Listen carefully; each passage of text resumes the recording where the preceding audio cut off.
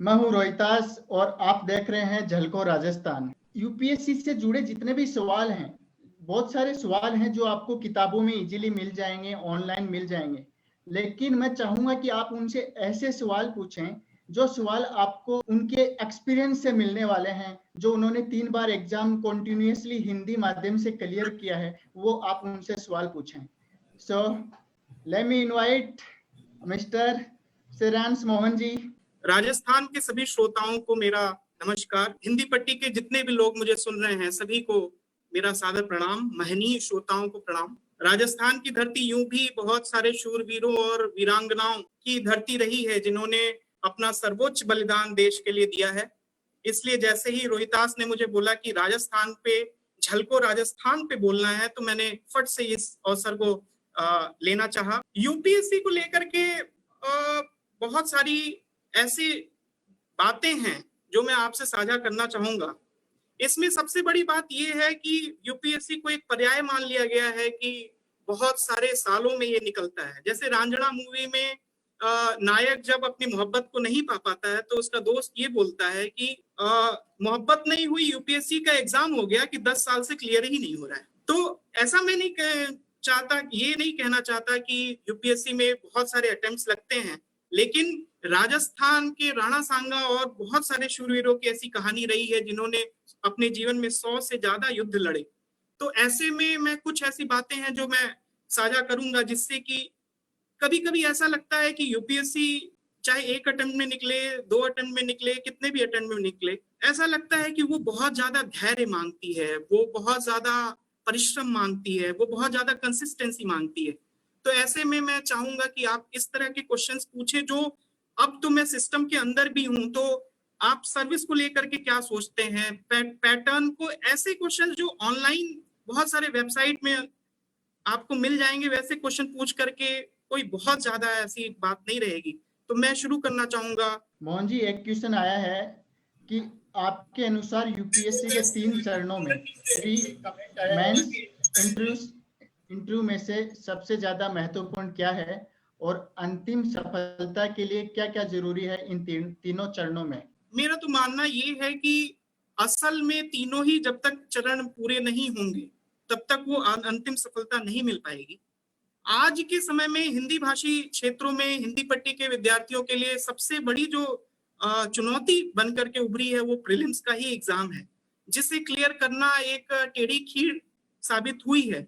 इसका बहुत सारे कारण हैं। एक कारण तो ये है कि जो सामान्य अध्ययन के विषय हैं उसके जो क्वेश्चंस हैं वो बहुत ही अलग अलग क्षेत्रों से, बहुत अलग अलग डायमेंशन से पूछे जा रहे हैं और कई बार ऐसा होता है कि उससे कोप अप नहीं कर पाते हैं। दूसरी बात यह है कि पेपर 2 को जहां तक लेकर के बात है तो पेपर 2 में कई बार हिंदी में आने वाले अनुवाद जो हैं वो बहुत ही ज्यादा मशीनीकृत हो जाते हैं, बहुत ही ज्यादा ऐसा अनुवाद किए जाते हैं जिसमें कि बहुत आपको समझ में नहीं आता है कि इसका अर्थ क्या होगा, और अर्थ का कई बार अनर्थ हो जाता है। तो ऐसे में हमें एक होलिस्टिक तैयारी करनी पड़ती है। लेकिन मुझे लगता है कि सभी चरण बहुत ज्यादा इंपॉर्टेंट, जैसे कि हम कहें मेंस में चूंकि 10 लाख लोग बैठते हैं, फाइनल सिलेक्शन हो रहा है 800 लोगों का, मेंस में 800 से लगभग 3 गुना 2.5 गुना लोग आ रहे हैं। तो और फिर उनमें से इंटरव्यू में लोग आते हैं। इंटरव्यू में क्या हो रहा है कि मेंस में चूंकि डिफरेंसेस बहुत ज्यादा नहीं है। अगर 2-3 ऑप्शनल सब्जेक्ट्स की बात करें, जैसे कि कुछ साल में ऐसा हो रहा है कि एंथ्रोपोलॉजी में या साइकोलॉजी में जो ऑप्शनल में सब्जेक्ट नंबर आ रहे हैं वो 330, 320, 300 आ रहे हैं, जबकि फिलोसफी में जो हाईएस्ट नंबर भी आ रहा है वो 250 या 260 आ रहा है, या किसी अन्य विषय में की बात कर सकते हैं उसके हाईएस्ट मार्क्स 250, 260 आ रहे हैं। तो यहाँ पे एक ऑप्शनल की बहुत ज्यादा डिफरेंस आ जा रहा है। लेकिन जब ऐसे जगहों पे जहाँ पे मेंस में बहुत ज्यादा डिफरेंस नहीं आता है, ऐसे में इंटरव्यू बहुत ज्यादा इंपॉर्टेंट हो जाता है। और क्यों? क्योंकि इंटरव्यू में जब मेंस में बहुत ज्यादा डिफरेंस नहीं है तो इंटरव्यू में आप उस गैप को बहुत ज्यादा बढ़ा सकते हैं।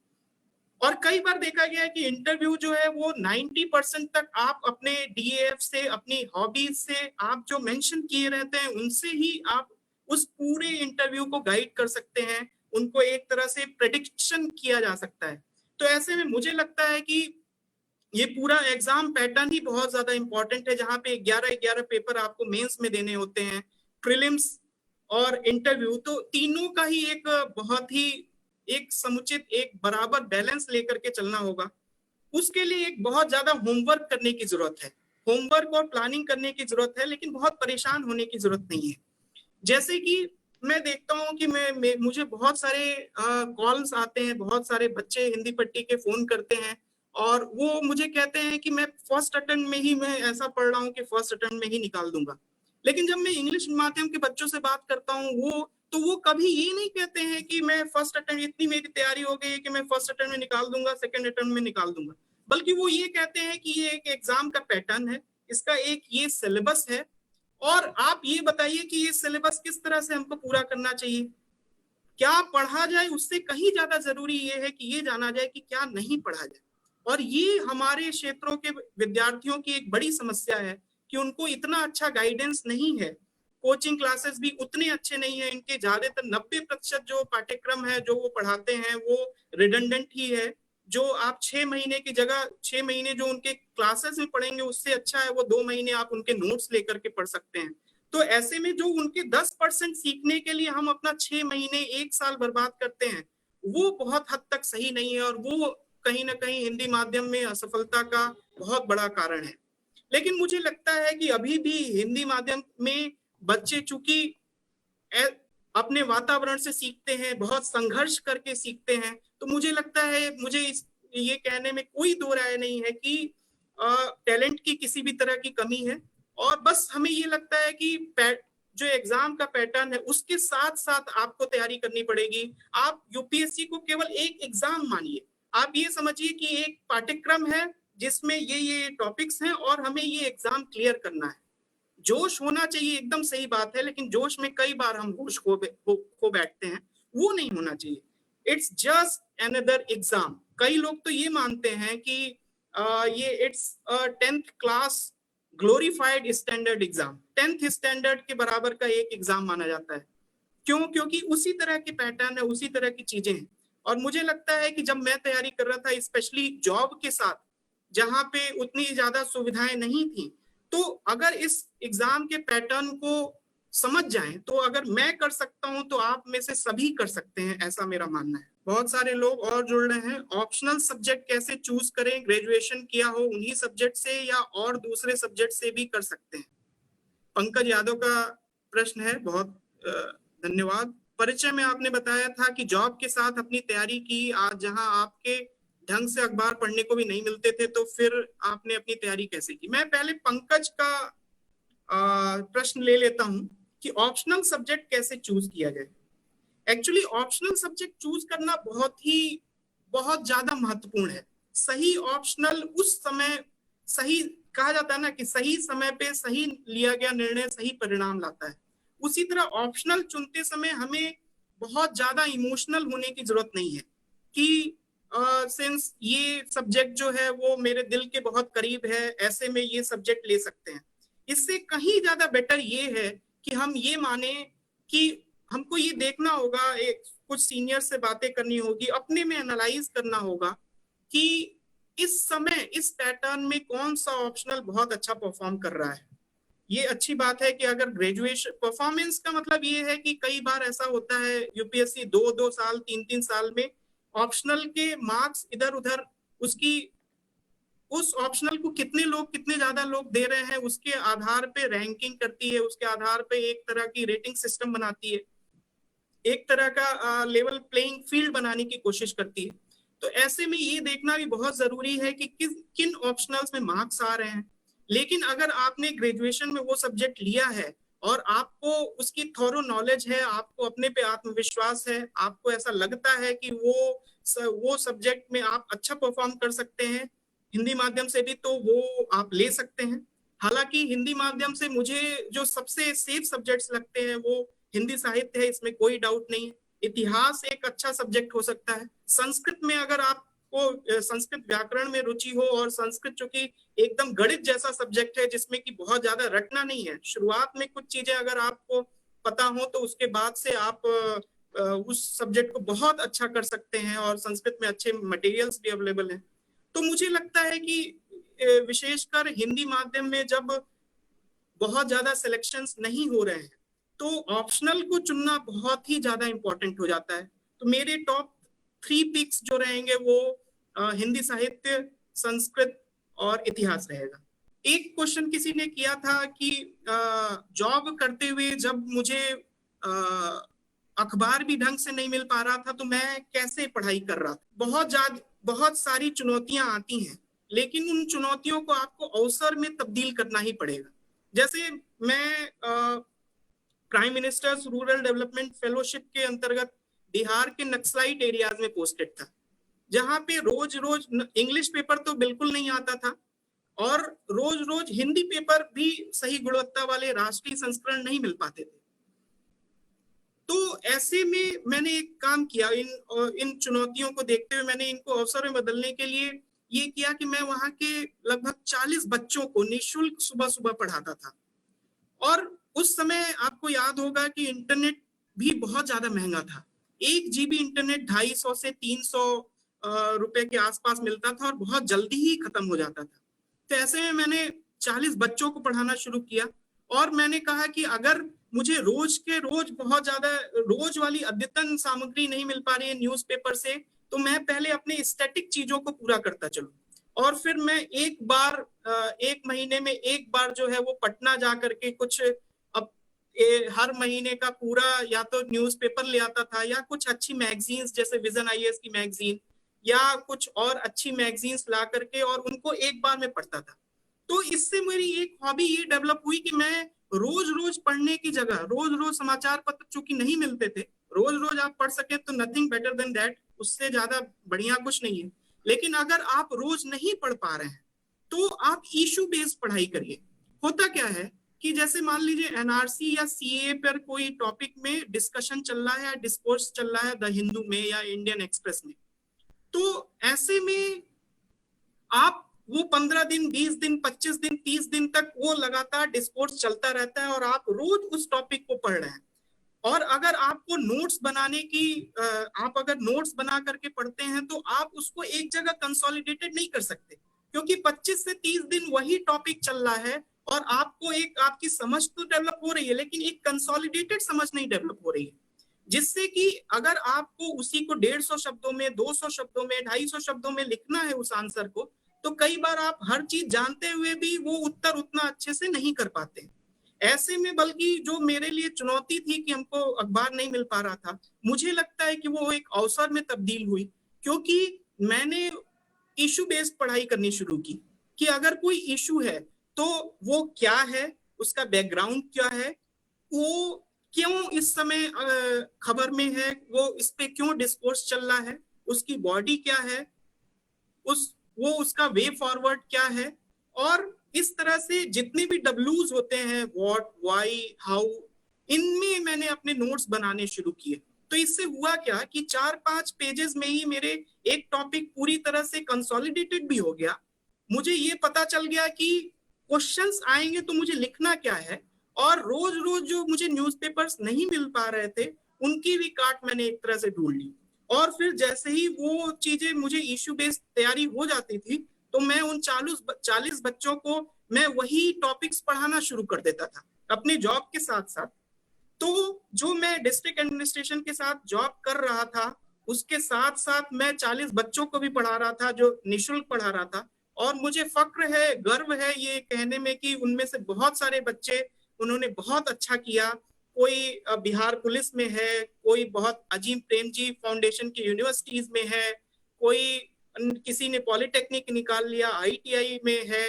तो टेक्निकल से लेकर के जनरल स्टडीज दोनों के विषय में मैं पढ़ाता गया। एक चीज जो मैं ये बोलना चाहूंगा कि आजकल बहुत सारे लोग मेरे से क्वेश्चन पूछते हैं कि जॉब करते हुए पढ़ाई करनी, आजकल प्रिपरेशन करना कैसा रहेगा, करना चाहिए कि नहीं करना चाहिए। मुझे लगता है कि आज जिस तरह की स्थिति है देश में, जिस तरह से रोजगार की स्थिति है, रोजगार है लेकिन स्किल्ड लेबर की जिस तरह से स्थिति है, मुझे लगता है कि जॉब के साथ साथ करनी चाहिए। इसमें 2 चीजें हैं। पहली बात यह है कि यूपीएससी का जो एग्जाम पैटर्न है वो बहुत ही जो यूपीएससी का पैटर्न है वो 1-1.5 साल का पैटर्न है। मतलब अगर आप पूरा उसकी रिजल्ट तक देखें तो 1.5 साल 2 साल लग जाते हैं। तो ऐसे में उस निरंतरता को बनाए रखने के लिए और रोज उस धैर्य और आत्मविश्वास से लड़ने के लिए ये जरूरी है कि हम कुछ और एग्जाम्स भी देते रहें। जैसे मुझे लगा कि मेरी तैयारी किस स्तर की है, तो मैं छोटे एग्जाम्स भी देता था। छोटे एग्जाम्स जैसे टीसीएस के एग्जाम्स हुए या कुछ ऐसे पेपर्स ला करके जो दूसरे एग्जाम्स के पेपर्स ला करके उनको सॉल्व करता था।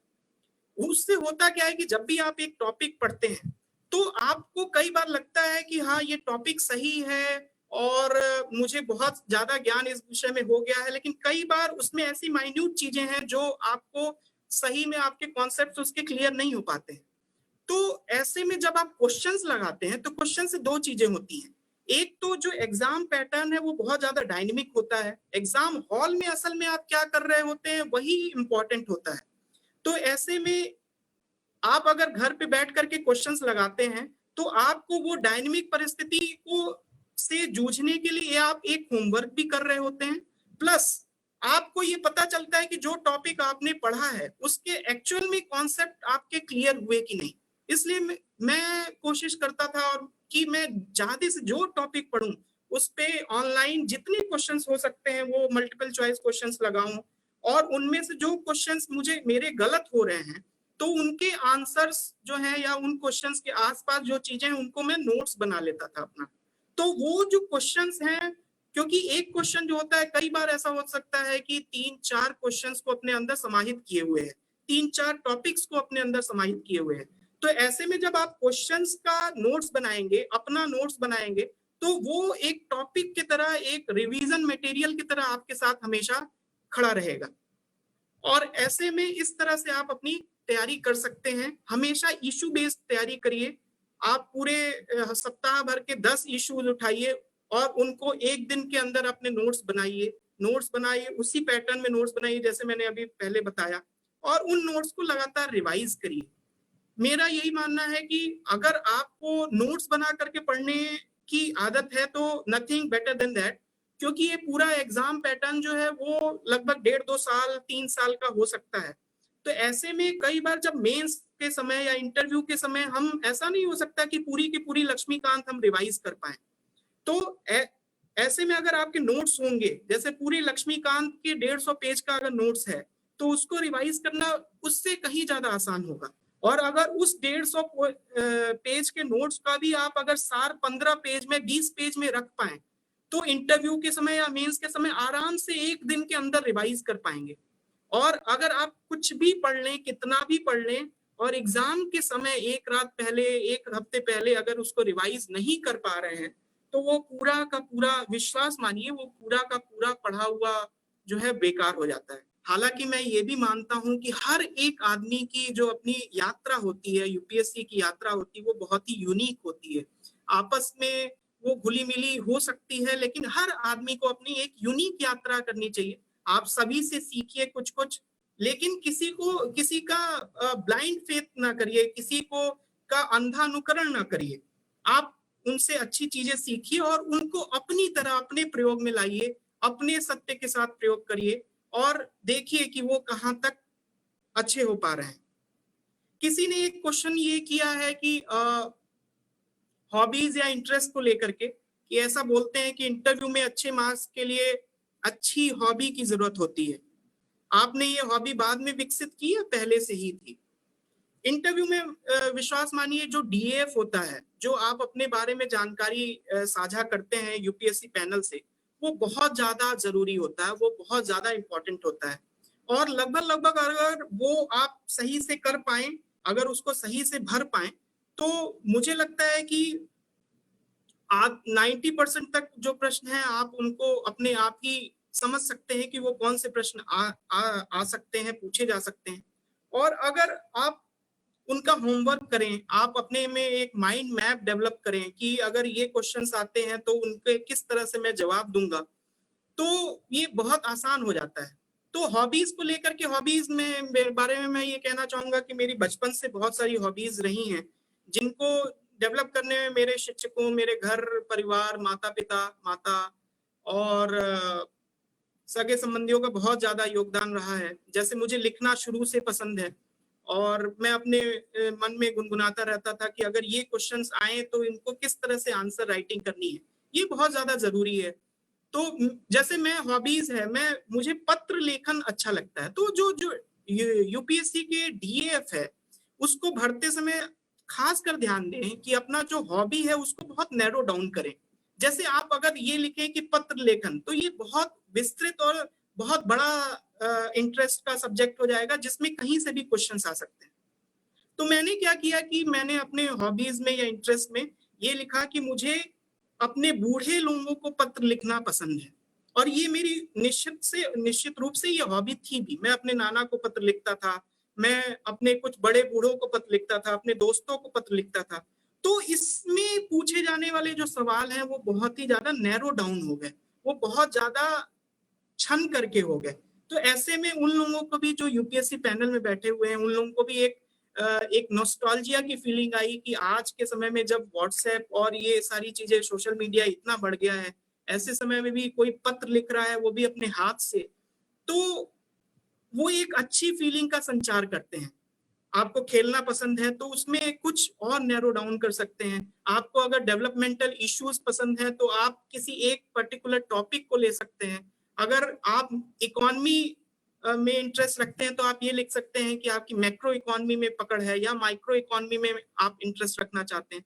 तो इस तरह से आप इंटरव्यू को लेकर के अपनी जो दिशा है वो तय कर सकते हैं। आंसर राइटिंग को लेकर के कुछ सवाल है, जो आंसर राइटिंग किस तरह से की जाए। कुछ चीजें हैं जो मैं बोलना चाहूंगा कि आंसर राइटिंग में बहुत ज्यादा जरूरी होती है। दो किताबें हैं जो मैंने रेगुलरली फॉलो की, और आज के समय में मैं ये कह सकता हूं कि अगर मैं बहुत ज्यादा पढ़ाई ना भी कर पाऊं जॉब की वजह से, तो भी उन दो किताबों को पढ़ करके मैं बहुत अच्छे आंसर्स लिख सकता हूं। और वो दो किताबें हैं, एक है इकोनॉमिक सर्वे और एक है योजना। अगर इकोनॉमिक सर्वे और योजना पे आपकी फुल कमांड है, आप उनको एनालाइज कर पा रहे हैं, उनके फैक्ट्स को याद रख पा रहे हैं, तो विश्वास मानिए जीएस के चारों पेपर्स आप हल कर सकते हैं। ये यकीन नहीं होगा, लेकिन ये विश्वास मानिए कि जीएस के चारों पेपर्स आप इकोनॉमिक सर्वे और योजना से हल कर सकते हैं। तो ऐसे ही आज बहुत दिनों बाद मुझे लगा कि आप लोगों के साथ एक आंसर राइटिंग का एक मॉडल आंसर साझा किया जाना चाहिए। तो मैं रोहितास से बोलूंगा कि वो एक आंसर छोटा सा मैंने क्वेश्चन बनाया था जिसको आप लोगों के साथ साझा करना चाहूंगा। तो स्क्रीन शेयरिंग अगर हो पाए तो रोहितास आप वो कर सकते हैं, अदरवाइज परवीन जी ने ज्वाइन किया है। अतुल यादव जी नमस्कार। पंकज, यूपीएससी क्लियर करने के लिए जॉब के साथ मिनिमम कितना टाइम स्टडी करना होगा? पीयूष तिवारी मेरे स्कूल से, बहुत बहुत अभिवादन है पीयूष।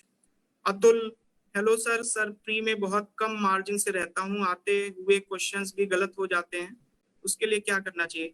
अतुल, बहुत ढेर सारे क्वेश्चंस लगाइए, अपने कॉन्सेप्ट्स को क्लियर करिए, और विकिपीडिया के जो पहले 2 पैराज हैं उनको जरूर पढ़िए किसी भी टॉपिक के बारे में, उनको गूगल करिए, उनके आसपास के अपनी उत्सुकता बढ़ाइए। मुझे लगता है कि आपका मार्जिन से जो घट रहा है वो मार्जिन आपका दूसरे तरफ, लकीर के दूसरे तरफ चला जाएगा। अपूर्व मिश्रा जी ने आंसर राइटिंग की बात की है। Utkarsh Shrinet bro, how to manage studies in such stressful times. ये बहुत इस चीजों को मैं लेना चाहूंगा, इस प्रश्न को, क्योंकि कोरोना के समय अनिश्चितता बहुत ज्यादा बढ़ी हुई है। ये यहाँ तक ये अनिश्चित है कि यूपीएससी का एग्जाम जो है वो 12 जुलाई को है, 19 जुलाई को होगा या अगस्त में जाएगा। इन सब चीजों को लेकर के बहुत ज्यादा अनिश्चितता है। मेरा आप सभी को ये कहना है कि हमारे सभी का जीवन ग्लोबली इस पेंडेमिक से प्रभावित हुआ है, और इसलिए जीवन का हर फेसेट, जीवन का हर डायमेंशन इससे प्रभावित हुआ है। तो मैं उत्कर्ष में आपको यही सलाह दूंगा कि इस समय भी अपना धैर्य बनाए रखें, कंसिस्टेंटली पढ़ते रहें, अपनी चीजों को रिवाइज करते रहें। ये चुनौती जो है एक बहुत बढ़िया अवसर भी हो सकता है कि यहाँ पे आपको कोचिंग क्लासेस नहीं जानी है, उतने टेस्ट सीरीज नहीं देने हैं। तो ऐसे में आप पूरी तरह अपने स्ट्रेंथ पे काम करिए, अपनी वीकनेसेस को देख करके, क्योंकि कई बार होता क्या है ना कि हम अटेम्प्ट देते तो जाते हैं, लेकिन हम जो पिछले अटेम्प्ट में कर रहे होते हैं वही चीज उसी जगह से जहां से छोड़े होते हैं वहां से शुरू कर देते हैं। ऐसा नहीं होना चाहिए। हम पिछले अटेम्प्ट में क्या गलतियां किए हैं बैठ करके सुकून से सोचना चाहिए, कुछ सीनियर्स से डिस्कस करना चाहिए, अपने एनालाइज करना चाहिए कि हमसे क्या गलती हो रही है और उससे किसी तरह चेंज करने की कोशिश करनी चाहिए। और अगर आपको ये नहीं दिख रहा है कि आपकी कमियां क्या रह गई, तो ऐसा हो सकता है कि आप में बहुत ज्यादा कमियां ना हो किसी आउट ऑफ कंट्रोल फैक्टर से, जिनके ऐसे फैक्टर जिन पे आपका कंट्रोल नहीं है, उनके कारण आपका अभी तक सिलेक्शन नहीं हो पा रहा है। तो ऐसे में धैर्य बनाए रखिए। कुछ आपका जो पैटर्न है, जैसे मान लीजिए आंसर राइटिंग में अभी तक आप बुलेट फॉर्म में लिख रहे थे, बुलेट फॉर्म में लिखिए, लेकिन कुछ पैराग्राफ उसमें ऐड करिए, कुछ ऐसी चीजें करिए जो पहले से अलग हो, जिससे दो चीजें होंगी। एक तो आपकी मोनोटोनी जो है, आपको लगेगा कि ये चीज ही मैं हमेशा से करता आ रहा हूं, उस चीज से आप निकलेंगे। दूसरी चीज, कई बार रिस्क लेना बहुत ज्यादा जरूरी होता है। रिस्क कैसा होता है? रिस्क ये होता है कि हम जो अपने कंफर्ट लेवल है, जिस तरह का हमारा कंफर्ट है कि हम इसी तरह के आंसर लिखते हैं, वो कंफर्ट हटे और हम दूसरे तरह के आंसर्स लिखना शुरू करें, 4-5 तरह से हम आंसर लिखना शुरू करें। क्या पता उनमें से कुछ ऐसी चीजें हो जो क्लिक कर जाएं, जो हम अभी तक खुद भी नहीं जान रहे थे कि ये सारी चीजें हम इतना अच्छा कर सकते हैं। और वो 3-4 तरह की चीजें जो है आंसर राइटिंग में हमें अपना कॉन्फिडेंस दे सकती हैं, हमें एक नया पर्सपेक्टिव दे सकती हैं। तो जो मेरा ये सुझाव है कि इस समय स्पेशली अनिश्चितताओं के दौर में आप पढ़ाई जारी रखिए, उसके साथ साथ आप अपने मेंटल हेल्थ का भी ध्यान दीजिए। कुछ अच्छी चीजें आप वीडियोस देख सकते हैं। आजकल मैंने देखा यूट्यूब पे बहुत अच्छे सामग्रियां उपलब्ध हैं जो कि बहुत इंटरेस्ट से पढ़ाती हैं। आप खुद ऐसे वीडियोस बना सकते हैं, खुद ऐसे आंसर्स लिख सकते हैं, उनको साझा कर सकते हैं और आपके जो ग्रुप वाले हैं वो उनको ध्यान दे सकते हैं। हर किसी की यात्रा जो है ना, वो वही तय करता है अंतिम में। सारे लोग जो उसके वेल विशर्स हैं, जो साथ वाले हैं, वो उनका साथ दे सकते हैं केवल मेंटली, लेकिन असल में आपको ही वो यात्रा तय करनी है। आपको ही उस लकीर के दूसरे तरफ जाना है। आपको ही अपना जो जिजीविषा है, अपना वो जो लगन है, उसको बना करके रखना है। तो ऐसे में कई बार ऐसा होगा कि हम 5 दिन 1 हफ्ते लगातार पढ़ रहे हैं और उसमें से कई बार 1-2 दिन हमें पढ़ने का मन नहीं करेगा, तो वो ठीक है, वो बहुत नॉर्मल चीजें हैं, उससे बहुत ज्यादा परेशान होने की जरूरत नहीं है। लेकिन उस समय का भी उपयोग आप दूसरे तरह से इंटरेस्टिंगली कर सकते हैं। और वो 3 इडियट्स का डायलॉग है ना कि ये जो है वो बहुत ही ऐसी चीज है जिसको आप हमेशा बेवकूफ बना करके रखिए, तो आपकी गाड़ी चलती रहेगी।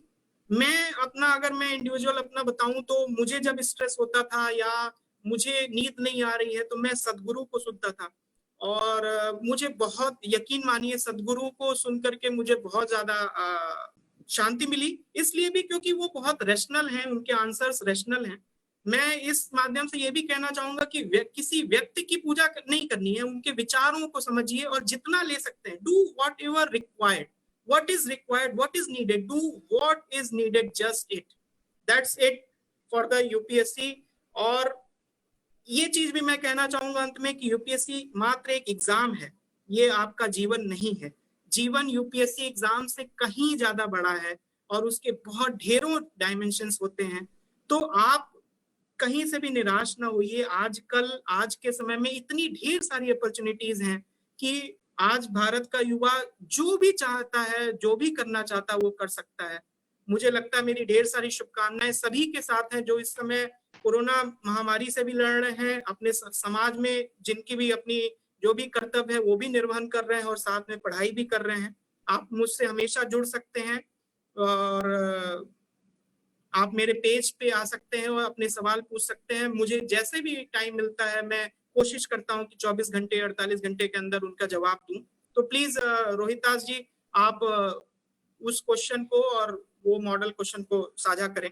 एक बहुत ही छोटा स्टेटमेंट लिया है कि दिल्ली चंडीगढ़ के क्षेत्रों में प्रदूषण बढ़ने का एक कारण यहाँ के लोगों द्वारा निजी वाहनों का अत्यधिक प्रयोग करना है, टिप्पणी करें।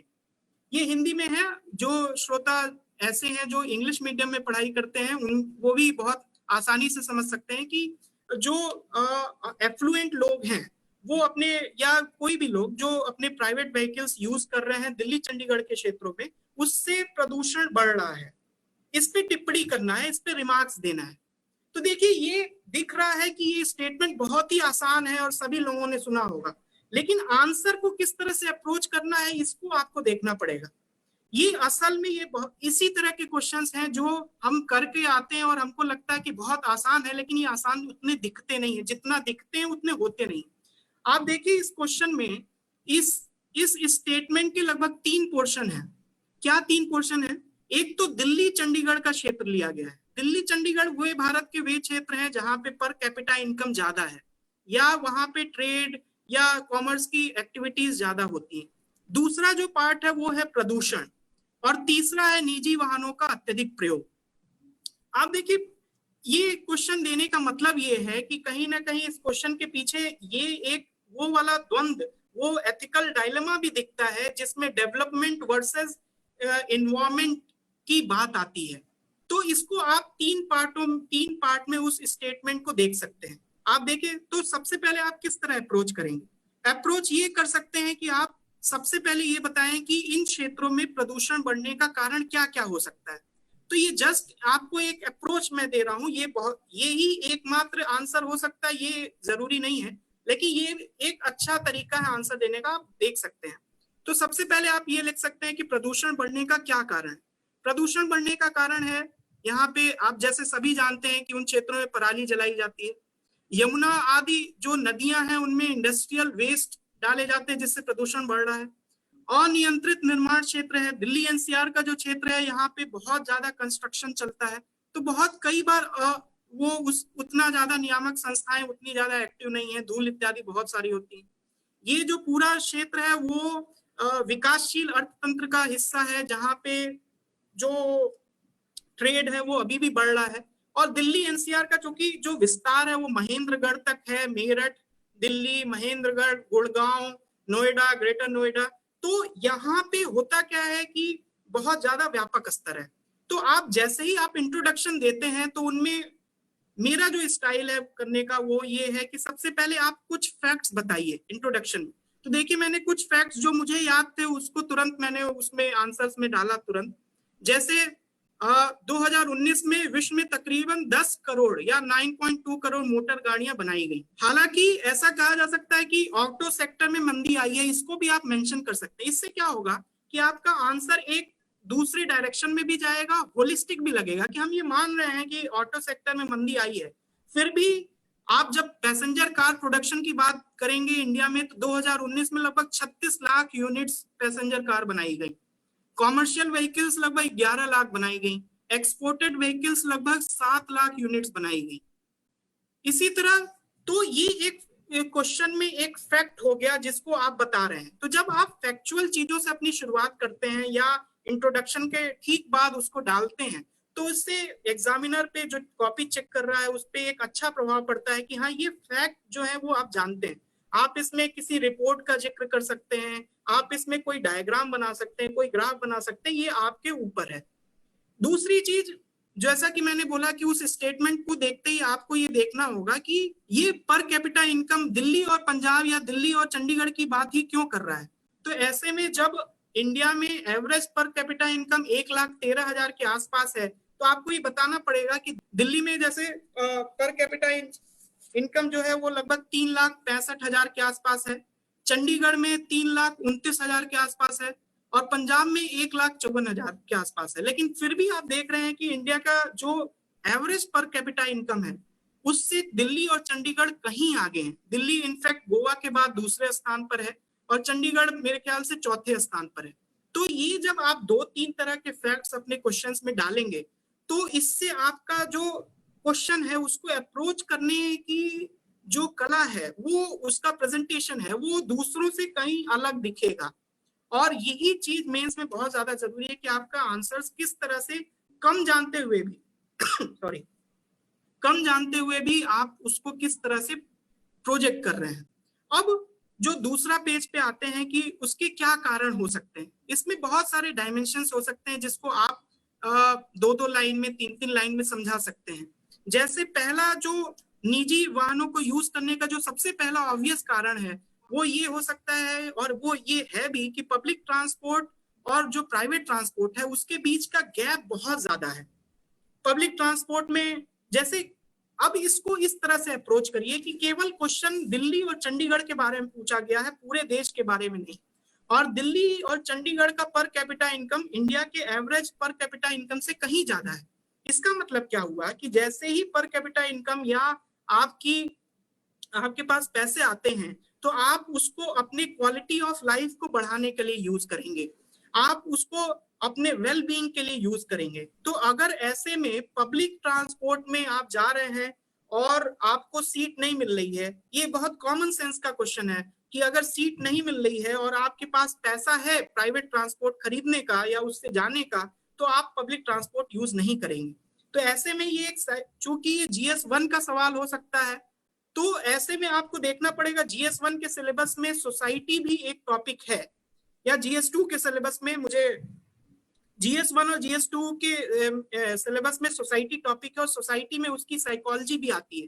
तो अगर जब आप ये पॉइंट लिखते हैं तो आपको ये पता चलता है एग्जामिनर को कि आपका जो पर्सपेक्टिव है, चीजों को देखने का नजरिया है, एक ब्यूरोक्रेट की तरह है, एक पॉलिसी मेकर की तरह है, कि आप देख रहे हैं कि लोगों की असल में साइकोलॉजी क्या है।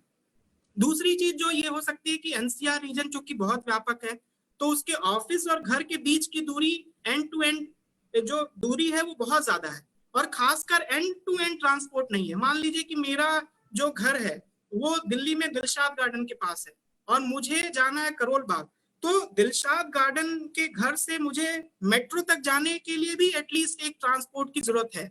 तो एंड टू एंड ट्रांसपोर्ट की भी बहुत कमी है, जिस वजह से ऐसा हो सकता है। जो तीसरी बात जो ऑलरेडी मैंने कहा कि पर कैपिटा इनकम जैसे ही बढ़ता है तो कंफर्ट ऑफ लाइफ या क्वालिटी ऑफ लाइफ बढ़ती जाती है। चौथी बात जो हमारे कल्चर एस्पेक्ट का हिस्सा है, विशेषकर जो ऐसे क्षेत्रों में सोशल मीडिया के समय में पीयर प्रेशर बहुत ज्यादा है।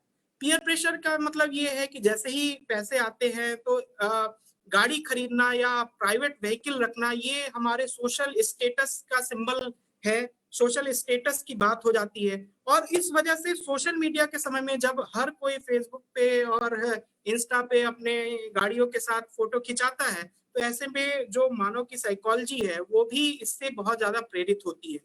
तो ये ऐसे पॉइंट्स आप, मेरे कहने का मतलब ये है कि ये ऐसे पॉइंट्स है जो कि बहुत जनरल हैं, बहुत, इसको पढ़ने के लिए, इसको लिखने के लिए किसी पढ़ाई की जरूरत नहीं है, लेकिन ये ऐसे पॉइंट्स है जो कि बहुत जरूरी हैं और यही असल में ये कारण है। तो इनको एक एक दो शब्दों में समझा, एक एक दो स्टेटमेंट्स में, वाक्यों में समझा सकते हैं। अब आपके क्वेश्चन का चूंकि आपको रिमार्क्स देने हैं, टिप्पणी देने हैं, तो हर क्वेश्चन का जो होलिस्टिक वे है आंसर करने का, उसमें वे फॉरवर्ड भी जरूर होना चाहिए। तब आपको ये पता चलेगा कि एक सिविल सर्वेंट बनने के लिए लीडरशिप की जरूरत होती है, और वो लीडरशिप आप अपने इस आंसर राइटिंग में दिखा रहे हैं कि हम न केवल ये बता रहे हैं कि वो समस्या क्या है और उसका कारण क्या है, बल्कि हम ये भी बता रहे हैं कि उससे निपटान क्या है, उसका वे फॉरवर्ड क्या है। वे फॉरवर्ड क्या हो सकता है? वे फॉरवर्ड पहला ये हो सकता है पॉलिसी लेवल पर, क्योंकि आपको, अगर आप सेलेक्ट हो जाते हैं तो आपको पॉलिसी का निर्माण करना है। तो अभी से आप एग्जामिनर को बता रहे हैं कि yes, I can develop some policies at these kind of levels. तो पॉलिसी लेवल पर आप ये कह सकते हैं कि जो MNCs हैं उनको मेन जगहों से दूर करके अपने ऑफिस को मेन जगहों, जैसे दिल्ली में कनॉट प्लेस में सारी कंपनी रहना चाहती हैं, या रेस कोर्स के आसपास, या ऐसे दक्षिण दिल्ली में रहना चाहती हैं। तो हम उन जो ऐसे कंपनीज हैं, जो ऐसे ऑर्गेनाइजेशंस हैं जिनमें बहुत ज्यादा रोजगार है, बहुत दूर दूर से लोग आते हैं, तो ऐसी पॉलिसी का निर्माण कर सकते हैं जहां पे उनके ऑफिसेस शहर से दूर हों या विकेंद्रित हों, डिसेंट्रलाइज्ड हों। और ऐसी कुछ पॉलिसीज बना सकते हैं जहां पे उनको घर जो है वो MNCs के द्वारा ही रेंट पे, या ऐसे वो ऑफिस और घर की दूरी बहुत कम हो, उनके आसपास ही हो, जिससे कि पब्लिक ट्रांसपोर्ट रुकेगा और उससे पोल्यूशन भी कम होगा, उससे इन्वायरमेंट के लिए भी अच्छा होगा। इसके अलावा कई स्कीम्स भी हैं ऐसी जो चलाई जा रही हैं, जैसे कि जो पेट्रोलियम प्रोडक्ट्स हैं उसमें एथेनॉल का यूज करना, हाइब्रिड या इलेक्ट्रिक व्हीकल्स का यूज करना, जिसमें कि अगर आपको याद हो तो आप जर्मनी का उल्लेख कर सकते हैं जो कि हाइब्रिड व्हीकल्स बनाने में बहुत ज्यादा अच्छी है, उसको महारत हासिल है, तो इस तरह के कुछ स्कीम्स जो गवर्नमेंट चलाती है उसका उल्लेख कर सकते हैं।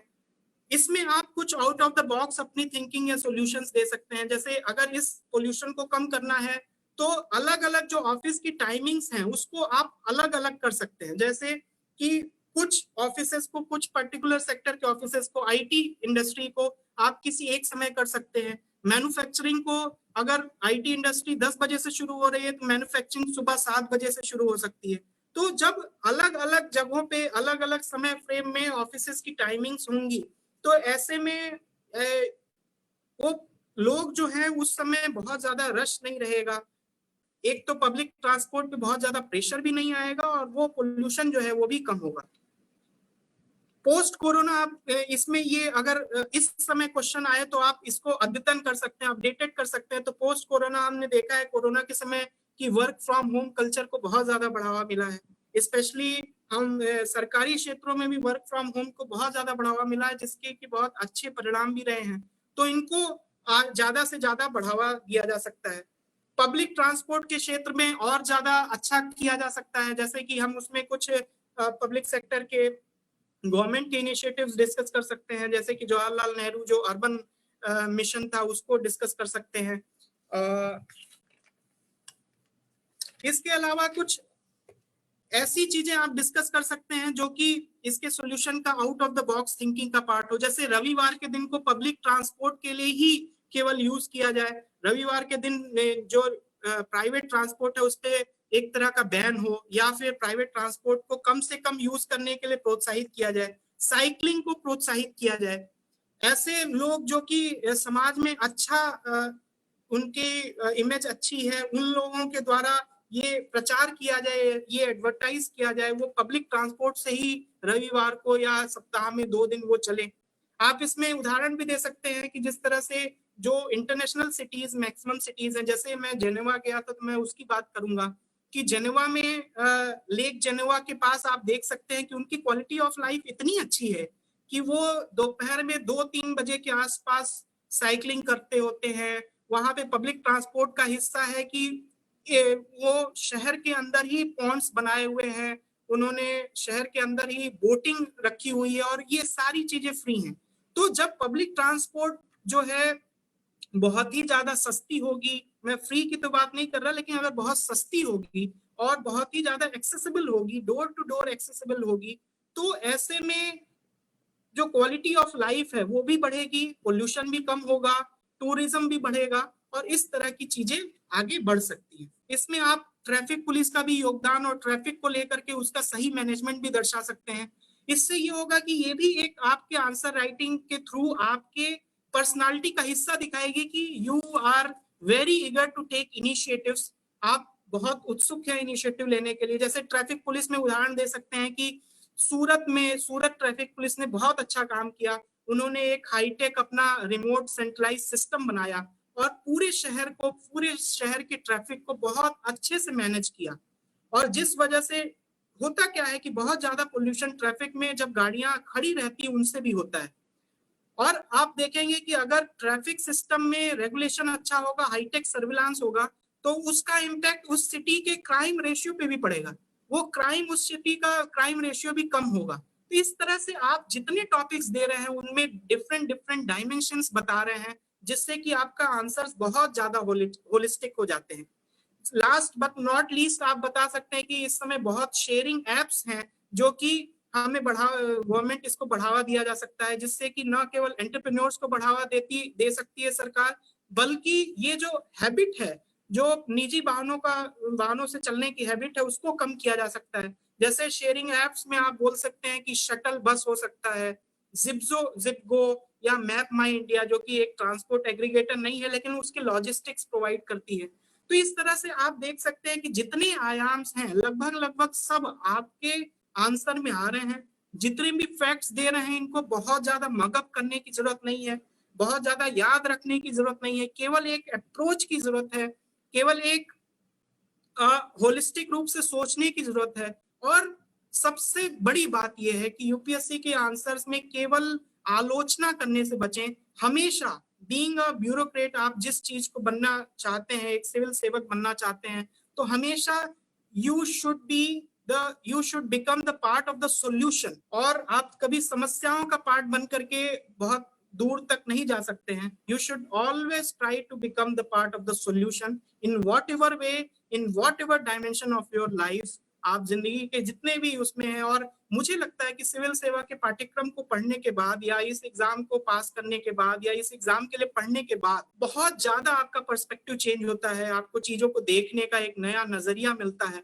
और इन चीजों को मैं युवाओं को, विशेषकर हिंदी पट्टी के लोगों को विशेषकर मैं ये बोलना चाहूंगा कि जब आप तैयारी कर रहे होते हैं तो ठीक है, अपने डिस्ट्रैक्शंस कम करिए, लेकिन जहां भी आप सॉल्यूशंस का पार्ट बन सकते हैं, इवन अपने परिवार में भी कुछ ऐसी समस्याएं हैं जिनको आप ठीक कर सकते हैं, या फिर अपने आसपास समाज में अपने दोस्तों की जो भी परेशानियां हैं, तो जरूर लीड लीजिए, जरूर इनिशिएटिव लीजिए, जरूर उस पे काम करिए।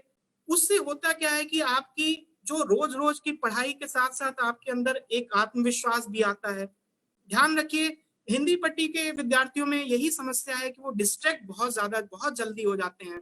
कोई सीनियर उनको चाय पे बुला लेता है और पता चलता है 3-3 4-4 घंटे वो चाय पे ही अलग अलग तरह की विमर्श कर रहे होते हैं। तो इन सब चीजों से बचिए, अपने शेड्यूल रखिए, अपने दैनिक दिनचर्या का होमवर्क करिए और उससे स्टिक रहने की कोशिश करिए, लेकिन किसी तरह का दबाव लिए बिना। कहा गया, हमारे शास्त्रों में कहा गया है कि तेन त्यक्तेन भुंजीथा, मतलब कि आप हर चीज का भोग करिए लेकिन त्याग पूर्वक।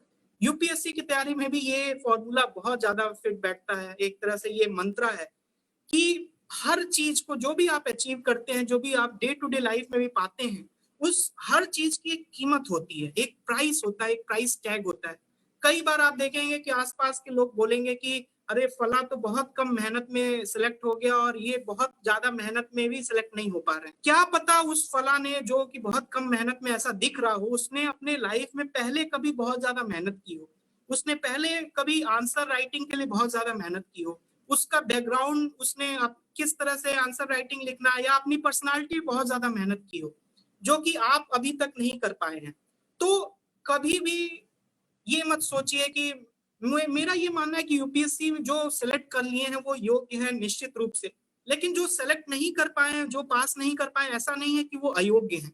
वो कुछ ऐसे फैक्टर्स हो सकते हैं जो हमारे कई बार आउट ऑफ कंट्रोल भी हो सकते हैं, लेकिन हमारा एज एन एस्पिरेंट हमारा केवल यही कर्तव्य है कि हम अपनी गलतियों को सीखें, गलतियों को दूर करें, अपने स्ट्रेंथ को बढ़ाएं और लगातार धैर्य से, कंसिस्टेंसी से आगे बढ़ते रहें। मेरी शुभकामनाएं आप सभी के साथ हैं, और मैं हमेशा कोशिश करूंगा कि देश के युवाओं से जुड़ा रहूं, उनसे प्रेरित होता रहूं, क्योंकि विश्वास मानिए, आज भी मुझे लगता है कि जैसे कई लोग कहते हैं कि आपने 3-3 बार यूपीएससी क्लियर किया, मुझे लगता है कि ये सफलता से कहीं ज्यादा एक असफलता भी है, क्योंकि अगर सफलता होती तो मुझे 3 बार नहीं देना पड़ता, एक ही बार में हो जाता। लेकिन साथ में यह भी मेरा मानना है कि it's better to be a graceful failure, it's better to be a graceful failure. और शायद ऐसा हो सकता है कि जैसे मैं अगर सदगुरु को सुनता हूँ, उन्होंने कहा कि मेरा लक्ष्य ये था, जिस दिन मुझे ऐसा लगा, मेरा लक्ष्य ये था कि दुनिया में 7 बिलियन लोगों को कुछ उन तक अपनी बात पहुंचाई जाए। आज मैंने 1-2 बिलियन लोगों तक तो पहुंच पाया हूं, लेकिन 7 बिलियन तक नहीं पहुंच पाया। तो इन अ वे ये भी एक तरह का फेल्योर है, लेकिन ये एक ग्रेसफुल फेल्योर है कि आपने अटेम्प्ट किया, आपका उद्देश्य इतना बड़ा था कि आप पूरी दुनिया को समझाना चाहते थे, या पूरी दुनिया तक कुछ मानवता की अच्छी बातें समझाना चाहते थे, प्रेषित करना चाहते थे। आपने वो भी किया, लेकिन पूरी दुनिया को नहीं कर पाए, 1.5-2 बिलियन लोगों को कर पाए। तो इस तरह से it's better to be a graceful failure. और इसलिए शायद मैं ये कहूंगा कि इस पूरी यात्रा में, यूपीएससी की यात्रा में, जो ये चीज जानना बहुत जरूरी है कि हम क्या ना करें, और इसके लिए आप हमेशा अपने में ही इंट्रोस्पेक्शन करते रहें कि मेरे से क्या गलतियां हुई हैं पहले के उसमें। अपना आत्मविश्वास किसी भी तरह से डिगने ना दे, और आत्मविश्वास को बढ़ाने के लिए कुछ आप जॉब ज्वाइन कर सकते हैं, कुछ टेस्ट सीरीज ज्वाइन कर सकते हैं, कुछ एग्जाम्स दे सकते हैं। अपने आत्मविश्वास को कभी डिगने ना दें। मेरी ढेर सारी शुभकामनाएं आप सभी के साथ है, और मुझे लगता है कि हम देश के, भारतवर्ष के युवा जो है वो मिल करके we can do marvels, we can achieve marvels, we can do wonders, और कुछ भी कर सकते हैं। कुछ क्वेश्चंस और भी हैं तो वो भी ले लीजिए, और आपके क्लासमेट भी देख रहे हैं। सभी को मेरा प्रणाम और हाय। मैंने बहुत ही ईमानदारी से ऐसी चीजें साझा करने की कोशिश की है जो कि वो रटी रटाई चीजों से अलग है। जो आपको इंटरव्यूज में पढ़ने को मिलेंगी टॉपर्स के, वो बहुत ही एक, कई बार वो टॉपर्स वो बोले नहीं होते हैं लेकिन वो चीजें वहां लिखी होती हैं, तो उनसे बचिए और हर किसी को अपनी यात्रा खुद तय करनी है। बार बार मैं यही बोलूंगा। हाँ, आप दूसरे से प्रेरणा ले सकते। आपने एक बात बहुत अच्छी बोली कि ये ज्यादा इम्पोर्टेंट नहीं है कि आपको क्या पढ़ना है, लेकिन ये ज्यादा इम्पोर्टेंट है कि आपको क्या क्या नहीं पढ़ना। ये बिल्कुल सबसे पहले डिसाइड करना जरूरी है। हाँ, क्योंकि हम फोकस नहीं हो पाते हैं, अदरवाइज बहुत सारी किताबें ले लेते हैं और हम 10 चीजों में घुस जाते हैं, देन फिर प्रॉब्लम हो जाती है फिर। बिल्कुल सही बात, बिल्कुल सही बात।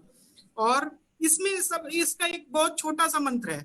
इसका ये मंत्र है जो मैंने अपने साथ एक्सपेरिमेंट किया कि ठीक है, हमको ये पता है कि ये पता करना है कि क्या नहीं पढ़ना है। तो ऐसे में सबसे पहले ये लिस्ट बना सकते हैं कि क्या ऐसी चीजें हैं जो पढ़नी ही पढ़नी है। तो इसमें सबसे पहले मैंने बनाया अपने लिए कि इकोनॉमिक सर्वे पढ़ना ही पढ़ना है। मैंने बनाया कि बजट पढ़ना ही पढ़ना है, और एग्रीकल्चर कमीशन की कोई रिपोर्ट है पढ़नी ही पढ़नी है। संसद में 2-3 सेक्टर्स जो हैं उनसे जुड़ी हुई जो भी रिपोर्ट संसद में पेश होती है वो पढ़नी ही पढ़नी है। कुछ ऐसी स्टैंडर्ड किताबें हैं जैसे जियोग्राफी की 11th की एनसीईआरटी, वो पढ़नी ही पढ़नी है। इसके बाद कहीं जाकर अगर मुझे समय मिलेगा तब मैं ऐसी चीजों पे ध्यान दे पाऊंगा जो नहीं पढ़नी है। तो ऐसे में अगर हम पहले इन सब चीजों को पढ़ लें तो बहुत हद तक हमें ये पता चल जाता है, क्योंकि हमारे पास टाइम ही नहीं बचेगा। टाइम ही नहीं बचेगा तो हम ऐसा कर ही नहीं पाएंगे कि जो बेफिजूल की चीजें हैं वो भी पढ़ रहे हैं। ऐसी चीजें, सबसे पहला अप्रोच तो ये कि जो पढ़नी है वो डिसाइड कर लीजिए। दूसरी चीज, क्या नहीं पढ़नी है। एक चीज पे बहुत ज्यादा कोचिंग्स के नोट्स नहीं पढ़ने हैं। 1-2 कोचिंग के नोट उठाइए, उनको सरसरी निगाह से देख सकते हैं, उनमें से जो अच्छी चीजें हैं उनको अपना नोट्स बना सकते हैं और सब हटा सकते हैं। ये आप ऐसा कर सकते हैं। बहुत ज्यादा किताबें पढ़ने से बहुत बचिए। 1-2 किताब ही पढ़िए लेकिन रिवाइज कई बार उसको करिए।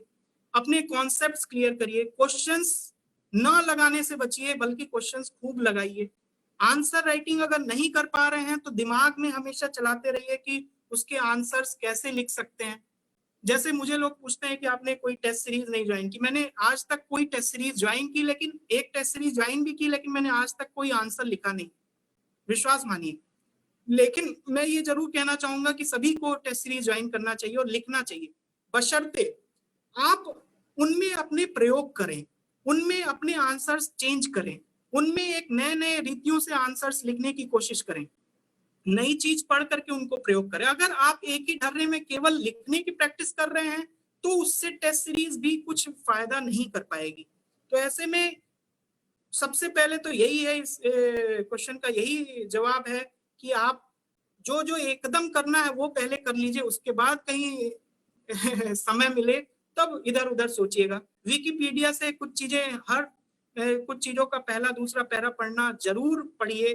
गूगल करिए चीजें, लेकिन गूगल में भी 1-2 पेज ही खोलिए, बहुत ज्यादा पेज डिस्ट्रक्शन ही बनाएगा। Sir, please give some tips for long sitting study and concentration as due to job routine it's very tough. Parveen ji ने ये क्वेश्चन पूछा है। मुझे लगता है जॉब के साथ पढ़ाई करने का एक ही तरीका है, जो ये है कि इसका कोई निश्चित सिटिंग आवर्स नहीं हो सकता। जैसे मेरे बहुत सारे दोस्त हैं जिन्होंने जॉब करते हुए निकाला, वो क्या करते हैं, वो न्यूज़पेपर को ही ऑफिस में किसी भी तरह खत्म करने की कोशिश करते हैं, फिर 2-3 घंटे जो भी जॉब के बाद बचते हैं उसको बहुत कंसंट्रेशन से वो अपने रिवीजन के लिए, नोट्स बनाने के लिए कोशिश करते हैं। For long sitting study and concentration job में बहुत ज्यादा पॉसिबल कई बार नहीं हो पाता है, because it will depend on your nature of the job. लेकिन आप ये जरूर ध्यान रखिए कि जितना भी समय मिल रहा है, अगर आपको 2 घंटे मिल रहे हैं, 3 घंटे मिल रहे हैं, तो उनको उतना ही ज्यादा यूटिलाइज करने की कोशिश करिए।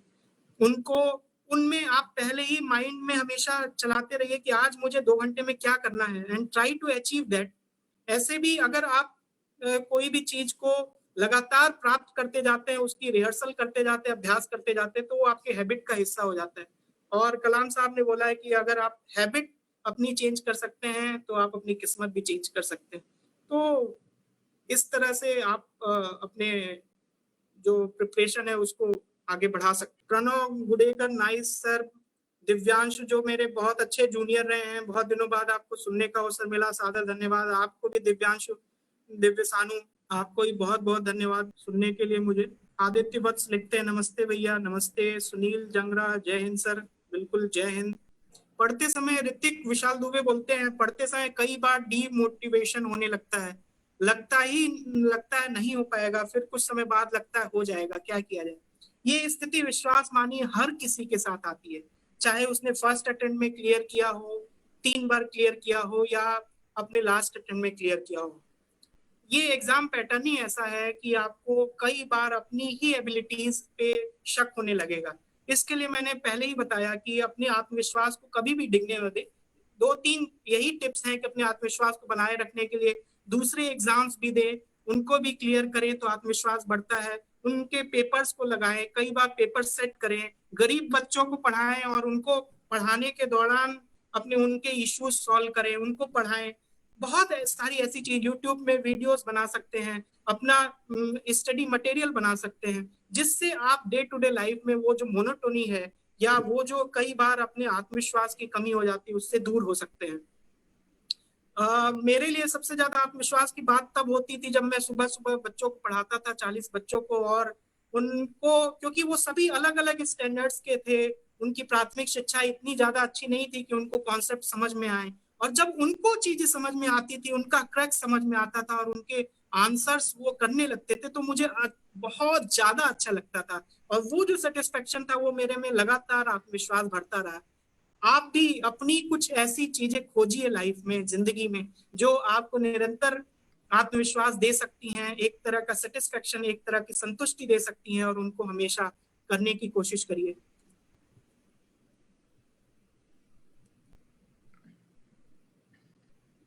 भगीरथ ढाका लिखते हैं, sir what is the age limit for civil services. Civil services में अभी वर्तमान में अगर जनरल कैटेगरी है तो उसके लिए 32 साल, ओबीसी के लिए 35 इयर्स, और इस तरह से आप देख सकते हैं। दूसरे जनजातीय क्षेत्रों के लिए और भी ज्यादा उम्र है। जनरल में 6 अटेम्प्ट्स इस समय मिल रहे हैं, पहले 4 ही थे। रोहितास, आप कुछ कहना चाहेंगे? हाँ जी सर, थोड़ा सा आप अपनी इंस्पायरिंग स्टोरीज है वो भी शेयर कीजिए, अभी तक आपने शेयर नहीं किया, ताकि जो भी व्यूअर्स हैं वो रिलेट कर पाए। मुझे बचपन से ऐसा लगता था कि मुझे सिविल सर्विसेज करना है, इसमें कोई दो राय नहीं है, क्योंकि मेरी माँ जो है अपने ऑफिस में मुझे ले जाती थी, और मैं वहीं पे छोटा बच्चा बैठा हुआ देख रहा होता था कि बहुत सारे लोग रोते रोते आ रहे हैं, और जब मेरी माँ बहुत अच्छे से बात करती थी, एक गिलास पानी पूछती थी, बिस्किट देती थी, या जो भी वहां पे उपलब्ध रिसोर्सेज हैं उनसे अगर, और उनकी केवल बात सुनती थी, तो वो लोग बहुत ही, जब जाते थे तो बहुत ज्यादा खुश महसूस करते थे, बहुत ज्यादा संतुष्ट महसूस करते थे, भले ही कई बार उस समय उनका काम नहीं हुआ रहता है, लेकिन उनकी चूंकि कोई किसी ने बात सुनी, यही उनके लिए बहुत बड़ी बात होती थी। इस चीज ने मुझे इंस्पायर किया सिविल सर्विसेज में आने के लिए। तो मैं शुरुआत में जब मैंने इंजीनियरिंग की, तो इंजीनियरिंग के बाद मेरी कुछ एमएनसीज में जॉब भी लगी, लेकिन उस समय मैं चूंकि शुरू से ऐसा था कि सिविल सर्विसेज में जॉब करनी है, तो मैंने एक और एग्जाम साथ में दिया जिसका नाम था prime ministers rural development fellow. वो भी 3 लेवल की इसी तरह के प्री, मेंस और इंटरव्यू जैसा ऑल इंडिया लेवल का एग्जाम था, जिसको मैंने क्रैक किया, और उसमें बिहार के नक्सल एरिया में मुझे पोस्टिंग मिली। ये मेरे लिए बहुत ही काम करने की बहुत और सीखने की बहुत अच्छी अपॉर्चुनिटी थी, क्योंकि नक्सल एरियाज में, बिहार के ऐसे एरियाज में मुझे जाना था, और मैं बचपन से इसी तरह का काम करना चाहता था। मैं सिविल सर्विसेज में इसीलिए आना चाहता था क्योंकि मैं इस तरह का काम कर सकूं, लोगों की हेल्प कर सकूं, वो सोशल और कल्चरल डायनेमिक्स को समझ सकूं, और इसके लिए इससे अच्छी चीज मेरे लिए कोई नहीं थी। वहां पे मुझे बहुत अच्छे लोग मिले, जिनका मुझे साथ मिला, जिनसे बहुत कुछ सीखने को मिला, जो मेरे साथ में काम करने वाले लोग थे। वहाँ के जो बच्चे मिले, जो प्राथमिक विद्यालयों में, या जब मैं इंस्पेक्शन पे जाता था प्राथमिक चिकित्सा केंद्रों के डॉक्टर्स से बात करने पे, तो मुझे एक मेरे दिमाग में भी इस तरह की विचार आए कि एक्चुअल में समस्या क्या है, उनको होलिस्टिक किस तरह देखा जा सकता है, उनको इंक्लूसिव वे में किस तरह से देखा जा सकता है। और उसने मुझे लगता है कि इस एग्जाम के अप्रोच करने में बहुत मदद की। साथ ही उन बच्चों के साथ खेलना, और चूंकि मेरा इंटरेस्ट रहा है शुरू से क्रिकेट खेलने में, लॉन टेनिस खेलने में, अब जो अभी मैंने इंटरेस्ट में शुमार किया है, या नई नई चीजें करने में, तो उन वजहों से उन बच्चों को से बहुत ज्यादा सीखने को मिला, उन बच्चों की कुछ समस्याओं को जानने को मिला। और इसलिए ऐसा लगता है कि आज जब लगभग सर्विस में 4 साल मेरे पूरे होने जा रहे हैं, तो मुझे लगता है कि मैं आज दूसरों से थोड़ा सा ज्यादा इक्विप्ड हूँ कि मैं ग्रास रूट लेवल पे उस स्तर पे काम करके आया हूँ जहाँ पे ऑफिसर्स नहीं पहुंच सकते। क्योंकि कई बार क्या होता है कि जो बड़े ऑफिसर्स होते हैं उन तक जो वस्तु स्थिति है वो कभी नहीं पहुंच पाती। जो असल में जो अंतिम पायदान का आदमी है उसकी क्या समस्याएं हैं या उसकी क्या विवृत्ति है, उस समस्या को लेकर के वो नहीं समझ में आता। वो चीजें मुझे सीखने को, समझने को मिली, और इस वजह से मुझे लगता है कि सिविल सेवा में मैं जहाँ भी हूँ, मुझे बहुत ज्यादा संतुष्टि है। मुझे ऐसा लगता है कि उन सब वजहों से मैं मैनेजमेंट स्किल में अच्छा हो पाया, मैनेजमेंट स्किल्स अच्छी हो पाई, कम रिसोर्सेज में किस तरह से उन चुनौतियों को लेकर के कम रिसोर्सेज में ही किस तरह से आपको आउटकम अच्छे देने हैं वो समझ पाया। आपको जिनसे काम कराना है, जिनके साथ काम करना है, उनको किस तरह से ऐसे मोटिवेट रखना है, इंस्पायर रखना है कि वो अच्छा आउटपुट दे पाए। मुझे ऐसा लगता है being a officer, UPSC pattern के अलावा, एग्जाम के अलावा, मैं बात करना चाहूंगा कि हमेशा शुरू से एस्पिरेंट्स में एक एम्पैथी, समानुभूति की भावना जरूर होनी चाहिए। आप किसी को भी जज कर रहे हैं, जज करने से पहले उसकी परिस्थितियों को जानना बहुत जरूरी है। ऐसा हो सकता है कि हम पहले नजर में किसी को किसी तरह से समझ रहे हो लेकिन वो वैसी स्थिति ना हो। और ये बहुत सारी ऐसी चीजें हैं जो आप देखेंगे GS4 में केस स्टडीज में पूछी जाती हैं। ये देखा जाता है कि आपकी अभिवृत्ति क्या है, कि आप तुरंत कंक्लूजन पे पहुंच रहे हैं या आप सारे पहलुओं को देख रहे हैं और उन सारे पहलुओं को आप अपने उत्तर में समाग्रहित कर पा रहे हैं। तो मुझे लगता है कि ये जो तैयारी है ना, ये तैयारी बहुत ही ऐसी होलिस्टिक तैयारी है जो आपकी पर्सनालिटी से शुरू होती है और पर्सनालिटी पे ही खत्म होती है। तो अपनी पर्सनालिटी को, अपनी सोच को, अपने माइंडसेट को बनाने के लिए, उसको तैयार रखने के लिए आप लगातार अभ्यास करें, होमवर्क करें, अच्छे लोगों से बात करें। इस समय सोशल मीडिया के सब उसका अच्छा यूटिलाइज करें। बहुत अच्छे अच्छे लोगों की बातें आप पढ़ सकते हैं, देख सकते हैं और उनसे इंस्पायर हो सकते हैं। तो मेरी इंस्पिरेशन की जो मेरी जो स्ट्रगल की स्टोरी है वो एक बहुत ही आम स्टोरी है, जो कि बहुत ऐसी बहुत बड़ी और खास स्टोरी नहीं कही जाएगी। लेकिन मुझे ये लगता है कि हाँ, लगातार उस आत्मविश्वास के साथ, लोगों के साथ जुड़ते हुए और उनको साथ लेते हुए अगर आप कुछ अचीव करते हैं तो निश्चित रूप से जब आप उस लक्ष्य को प्राप्त करते हैं तो आपको बहुत ज्यादा अपनेपन और बहुत ज्यादा संतुष्टि की भावना आती है।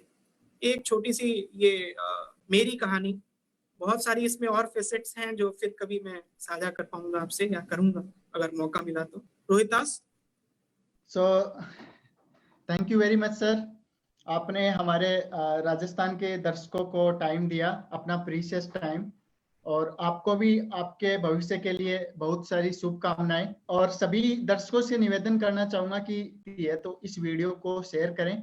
और शेरांश मोहन जी हैं, इनका पेज है वो मैंने टैग कर दिया है। अगर आपको फ्यूचर में भी ऐसी कोई समस्या आती है और आपके माइंड में कोई भी डाउट है तो आप इनसे बेझिझक पूछ सकते हैं।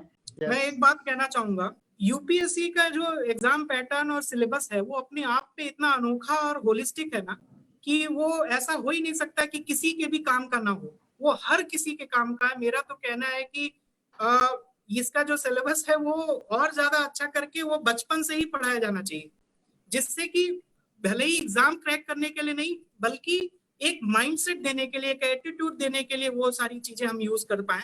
तो मुझे लगता है कि यूपीएससी पे जितनी बात की जाए, उसके एग्जाम पैटर्न पे या एग्जाम पे जितनी बात की जाए, वो हर किसी के लिए उपयोगी हो सकती है। मेरी ढेर सारी शुभकामनाएं सभी के साथ है, खासकर अपने युवा भाइयों के साथ, राजस्थान के एस्पिरेंट्स के साथ, और मुझे जो भी देख रहे हैं मेरे दोस्त यार मित्र सभी के साथ। मैं अंतिम में यही कहना चाहूंगा कि गति प्रबल पैरों की यही फिर क्यों रहूं दर दर खड़ा, जब आज मेरे सामने है रास्ता इतना पड़ा, जब तक न मंजिल पा सकूं तब तक न मुझे विराम है, चलना हमारा काम है, चलना हमारा काम है। धन्यवाद।